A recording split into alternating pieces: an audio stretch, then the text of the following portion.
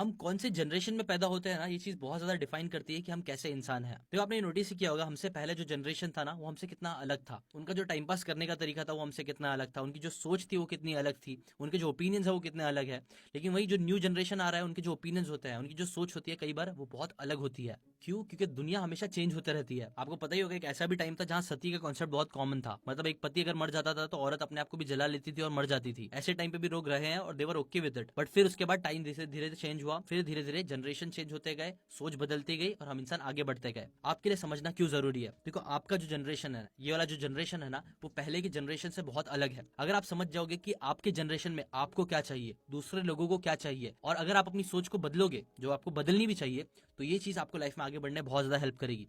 क्योंकि आप अपने जनरेशन के लोगों की नीड समझ सकते हो, और एक बार उनकी नीड समझ सकते हो तो आप उनकी सोच के हिसाब से उनसे बातें कर सकते हो, उनसे कनेक्ट कर सकते हो, उनको उनके हिसाब के प्रोडक्ट बेच सकते हो, जो कई बार पहले के जनरेशन वाले नहीं कर पाएंगे जितना अच्छे से आप कर सकते हो। इसलिए इस जनरेशन के लॉ को भी जरूर समझो। देखो, ये लॉ को समझते हो आप ये भी समझ सकते हो कि जनरेशन में ना आप चेंजेस भी लेके आ सकते हो, आप नई सोच को पैदा कर सकते हो, आप नई तरीके के प्रोडक्ट्स को ला सकते हो, आप नए तरीके से लोगों को इन्फ्लुएंस कर सकते हो, जैसा पहले कभी नहीं हुआ है। और आपको ये चीज करनी भी चाहिए। एक चीज जो मैं आपको बोलूंगा, इस नई जनरेशन में मेरे को लगता है फेमस होना बहुत जरूरी, वो है बुक्स पढ़ते रहना, बुक्स की बातें सीखते रहना। पुरानी जनरेशन की जो अच्छी अच्छी चीजें थी ना, बुरी चीजें नहीं, अच्छी अच्छी चीजों को समझना और उसे अपनी लाइफ में अप्लाई करके आगे बढ़ना।